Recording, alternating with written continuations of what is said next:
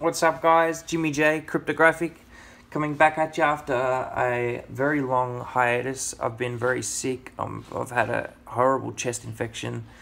I was actually hospitalized for a bit there, so I've been away for a while, but just wanted to come back with a quick note, a quick look at what's going on in the crypto space right now with all this stuff with China banning ICOs, whether it's temporary or permanent. Nobody knows whether they're gonna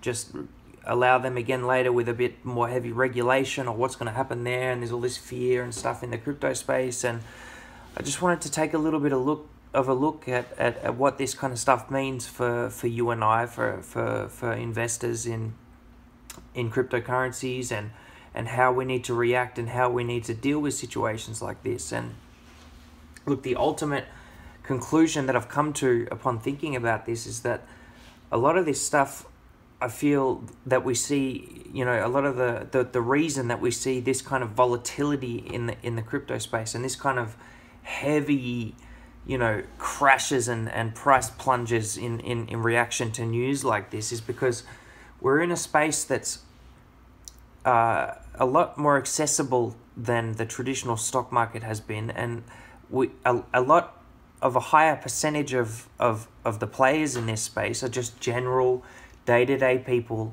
who have heard about the profits that are available in investing in cryptocurrency, and they've heard about all the people that have become millionaires with Bitcoin and other cryptocurrencies, and they want to make that quick buck, and they want to make that quick profit.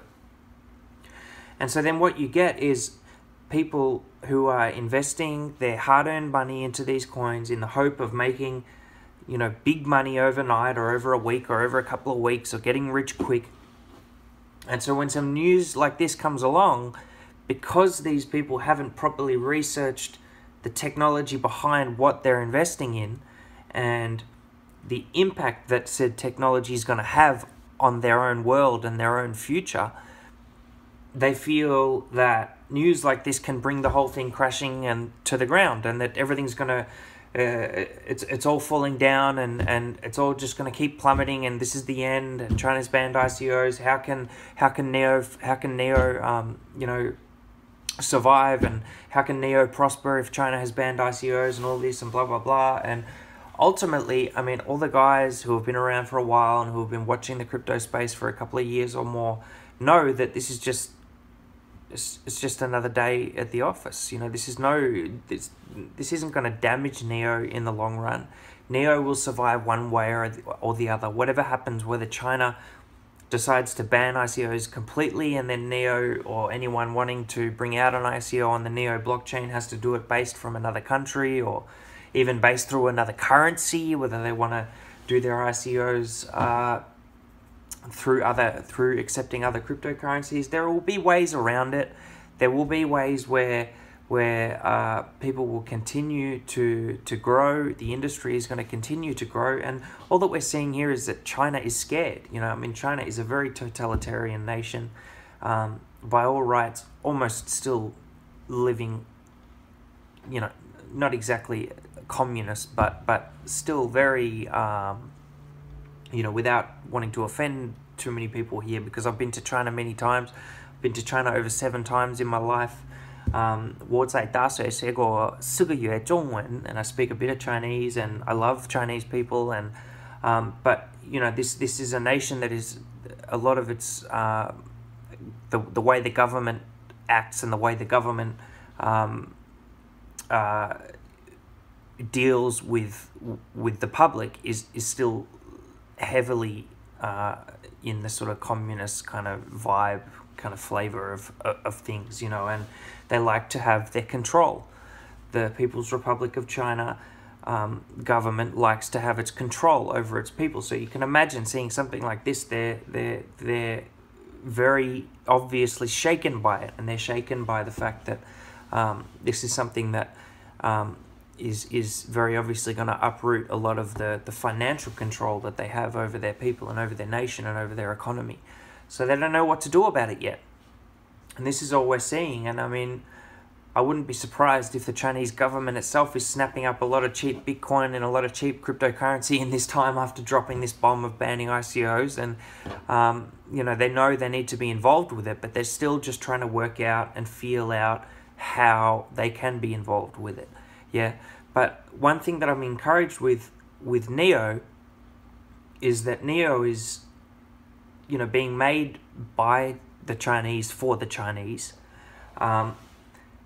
Da Hongfei and the team at NEO know that for a cryptocurrency to succeed in China, it needs to have a symbiotic relationship with the traditional fiat economy.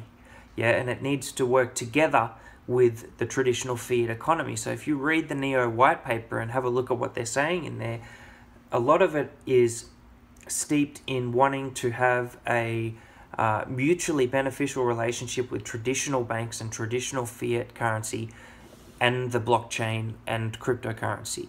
So, I mean, ultimately, that is just more encouraging than anything for me, seeing that NEO is coming out of China. If NEO was doing what every other cryptocurrency was doing and just doing its own thing and ignoring government and ignoring fiat and ignoring the traditional economy completely, then I wouldn't have the confidence that I have in it, in its ability to succeed in China, in its ability to ultimately push forward and create good relationships with the Chinese government. So, look, yeah, buy as much NEO as you can while it's down, while it's cheap again.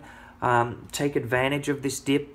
NEO is still my favorite cryptocurrency, and I'm still the most bullish on NEO, probably more than anything. So buy as much as you can. Don't worry about it. It's not going anywhere. It's not dying. It's not destroyed. This is just a speed hump in the very, very long road that NEO has ahead for it. So I look forward to chatting to you guys soon. I'm going to be bringing out a couple of videos soon on how I choose my coins. I've been getting a lot of comments from you guys about, you know, how do I choose which coin to trade and the process that I use before making a trade on a coin.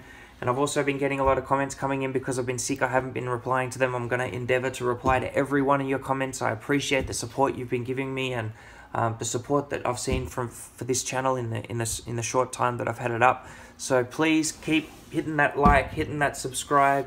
Tell your friends, get the word out there. Let's get rich together, guys. Jimmy J, Cryptographic. Chat soon. Peace.